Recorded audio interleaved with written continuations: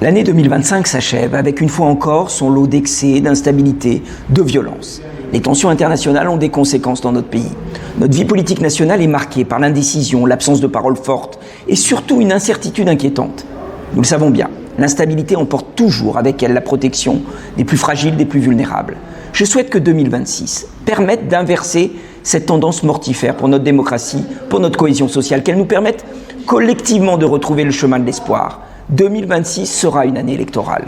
Nous allons voter pour les équipes municipales qui gouverneront nos communes pendant le prochain mandat. Ici, dans la métropole de Lyon, nous voterons également pour l'équipe métropolitaine. Nous avons 3 défis à relever. Le défi de la protection. Alors qu'au niveau national, l'inconstance politique domine, nous avons besoin d'une protection sociale locale en matière de logement, de revenus, de santé.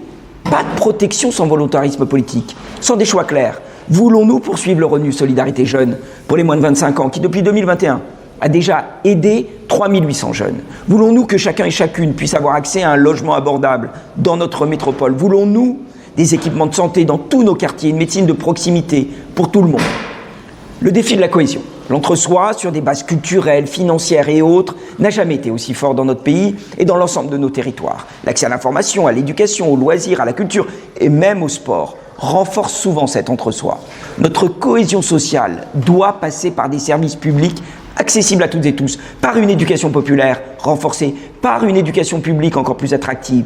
Il est aussi urgent de développer une nouvelle politique de sécurité dans tous les quartiers, sans distinction. À partir de nos territoires, d'actions concrètes, nous redonnerons à chacun, chacune, le goût du collectif. Le défi enfin de l'anticipation. Nous vivons dans une métropole qui a toujours su prendre un temps d'avance en matière de santé, de dynamisme économique, d'enseignement supérieur, de mutation du travail, de transformation industrielle et plus récemment de qualité de vie. Cette anticipation économique, sociale et environnementale sera un des grands enjeux des élections du mois de mars. Sur ces 3 défis, je sais que nous serons toutes et tous confrontés à un choix décisif entre celles et ceux qui pensent que c'était mieux avant, veulent revenir en arrière au profit d'une petite minorité fortunée, et celles et ceux qui cherchent au contraire à agir pour la majorité, à avancer ensemble. Le temps du choix approche. Je fais le vœu que nous puissions le faire de manière éclairée, sur la base de propositions concrètes, de projets. Je vous souhaite, je nous souhaite une année 2026 sereine, solidaire et engagée.